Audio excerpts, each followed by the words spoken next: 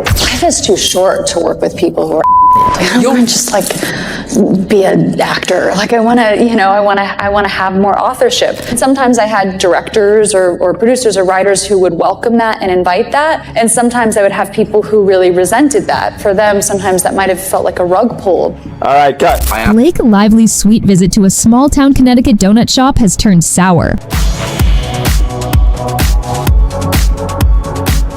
What started as a friendly favor has now triggered a full-blown health code investigation, a Yelp shutdown, and a storm of online outrage over one missing hairnet. No hairnet? Big problem for the Rise Donut Shop in Connecticut. Blake Lively thinks she is above everyone, every rule, everything. So of course, why would she wear a hairnet when she's literally making food at a donut shop? I mean, she didn't even like tie her hair back. It's just like over the food. People wrote about it on social media. They wrote about it on Yelp. They called their local health department. But that's just the first layer. Beneath the sugar-coated smiles lies a $400 million defamation lawsuit from Justin Baldoni, accusing Lively and her husband Ryan Reynolds of masterminding a Hollywood coup, faking harassment claims, manipulating Sony executives, and hijacking creative control of It Ends With Us. We help each other, we work together so much. The iconic rooftop scene in this movie, my husband actually wrote it. Nobody knows that. As if that wasn't enough, damning footage from the set, a secret alternate film cut, and a resurfaced interview where Lively confessed to grabbing Henry Golding's crotch on camera are now fueling accusations of hypocrisy. And just when you think it couldn't get more tangled,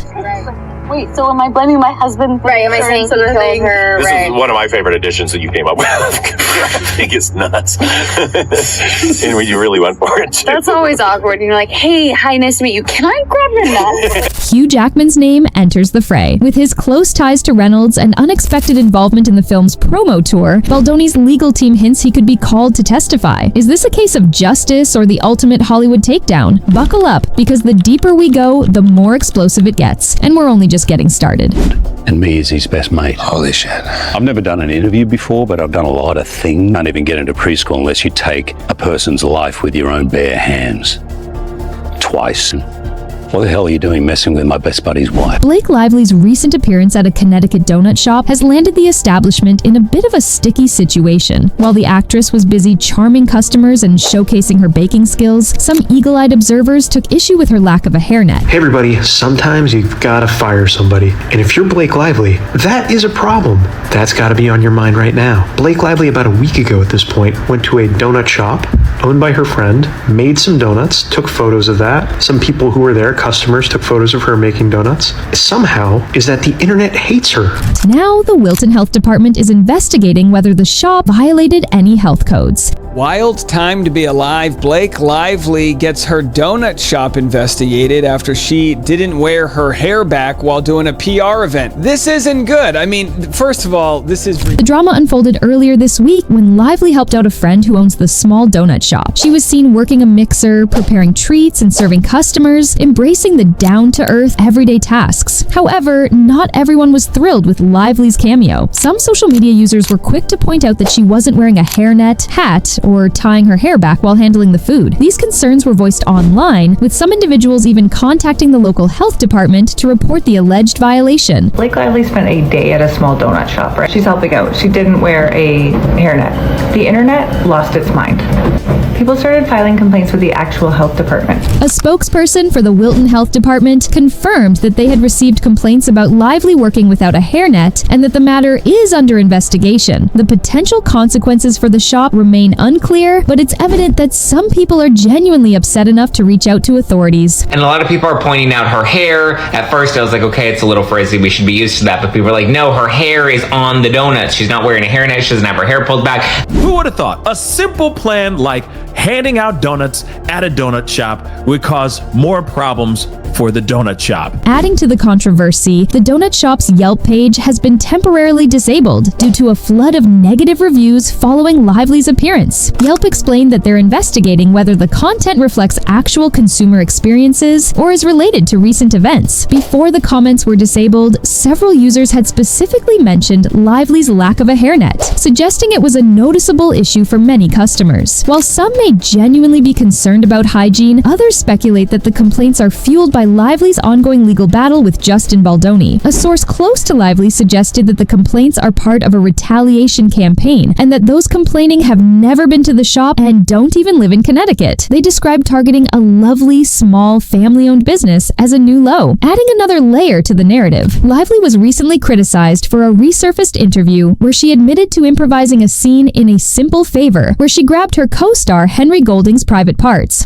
I figured we needed some mommy-daddy time. Some have accused her of hypocrisy in light of this revelation. The timing of these criticisms has further intensified scrutiny around Lively's actions. We will describe it more, so be with us. For now, the Wilton Health Department's investigation is ongoing, and it remains to be seen whether the donut shop will face any sanctions. Only time will tell if this situation will have a sweet ending or if it's truly full of holes. The legal battle between Blake Lively and Justin Baldoni is intensifying, with Baldoni's legal team fighting to prevent Lively from dismissing his $400 million defamation lawsuit. The attorneys argue that Lively's attempt to use a California law designed to protect harassment victims doesn't apply, claiming her allegations of harassment are fabricated. Baldoni's legal team paints Reynolds as a central figure in the alleged conspiracy, describing him as a puppet master who exploited Lively's harassment claims to coerce Wayfarer Studios into ceding authority. They argue that Reynolds actively participated in exaggerating benign interactions to create a false narrative of misconduct, leveraging their celebrity influence to instill fear and accumulate control. The suit also accuses Lively of commissioning an alternate cut of the film, which Sony ultimately used, granting her an executive producer credit. Meanwhile, Baldoni's team has released footage from the set to refute Lively's claims, portraying professional interactions between cast members. They accuse Lively of fabricating evidence and misleading Sony executives to gain control over the film's final cut. The lawsuit also targets Lively's publicist Leslie Sloan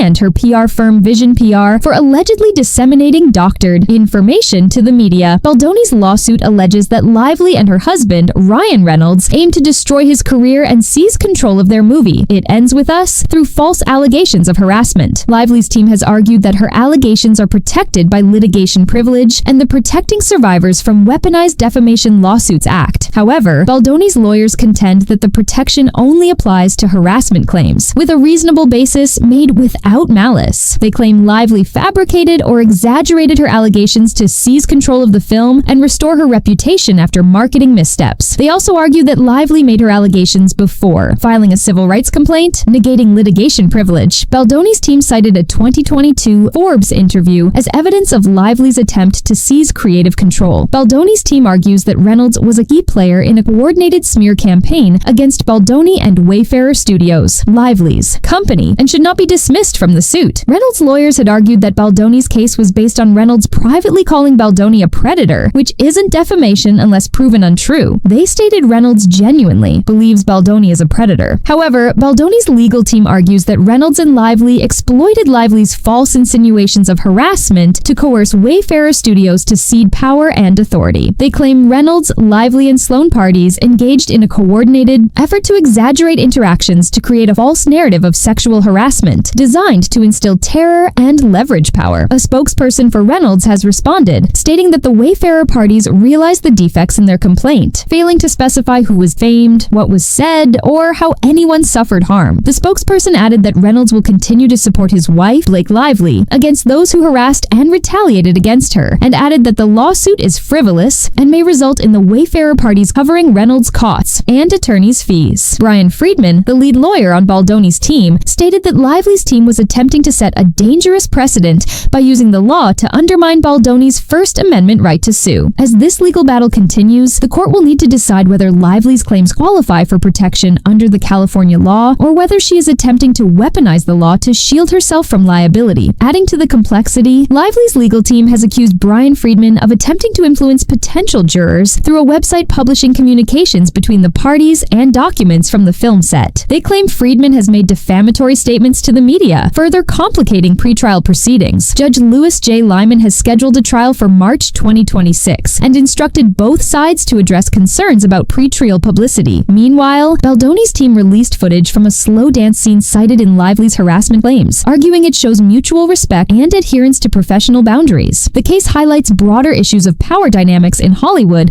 with both sides accusing each other of exploiting narratives for personal gain. The legal team representing Baldoni further highlighted a 2022 interview with Lively at the Forbes Power Women's Summit. They contend that this interview provides additional evidence supporting their claim that Lively had a pre-existing plan to seize creative control over the film adaptation of It Ends With Us. This evidence is intended to demonstrate that Lively's actions were part of a calculated strategy, not a genuine response to harassment. As the legal proceedings move forward, the court will be tasked with determining whether Lively's claims are genuinely protected under California law, or whether she is attempting to weaponize the law to shield herself from potential liability. The outcome of this case could have significant implications for how defamation and harassment claims are handled in the entertainment industry and beyond. Now that the trial date approaches, this high-profile legal battle promises to remain a focal point in entertainment industry discourse, raising questions about accountability and creative control in Hollywood. A resurfaced scene from the 2018 film A Simple Favor, where Blake Lively's character grabs Henry Golding's crotch, has ignited a wave of controversy and accusations of hypocrisy against the actress. The scene,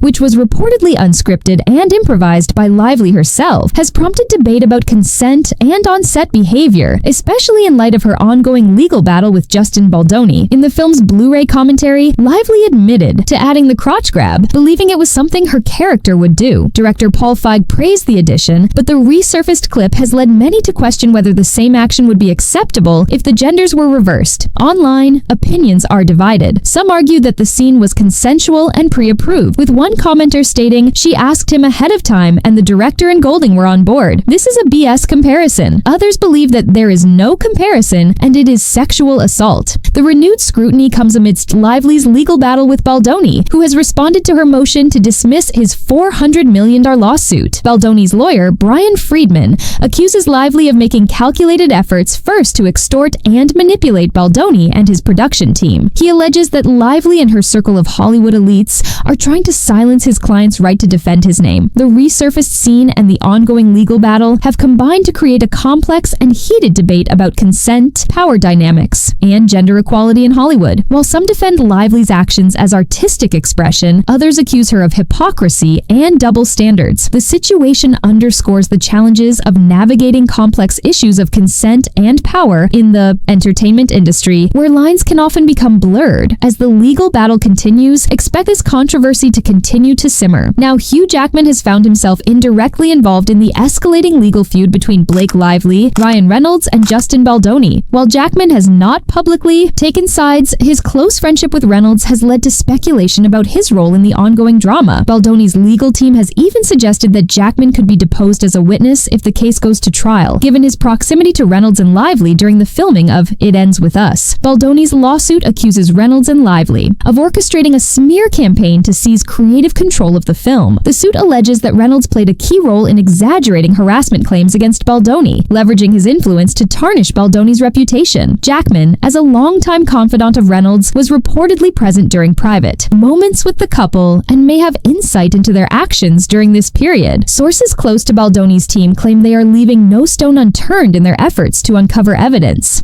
Jackman's involvement with It Ends With Us extended beyond personal connections. He participated in promotional activities for the film, including a prank interview with Blake Lively's co-star Brandon Sklenar. Additionally, Jackman attended the movie's premiere in New York City, which was marked by tension as Lively and Baldoni avoided sharing the red carpet. The legal battle has also drawn parallels to Jackman's own career, particularly his collaboration with Reynolds on Deadpool and Wolverine. Baldoni previously claimed that Reynolds' portrayal of the character Nicepool, a deliberately irritating figure, was a mocking caricature of him, though this angle has since been downplayed. As trial preparations continue for March 2026, Jackman remains a potential figure of interest. Whether he will be formally drawn into the proceedings remains uncertain, but his connection to Reynolds ensures he won't escape the spotlight entirely. So where does it all go from here? A donut shop under fire, a defamation case worth hundreds of millions, and some of Hollywood's biggest names caught in the crosshairs. With the trial still ahead and new twists unfolding by the the day, the truth is anyone's guess. One moment it's about health codes, the next it's about careers, reputations, and who really holds the power behind the scenes. All eyes are watching, and the next move could change everything. Stay tuned because this story, it's far from finished.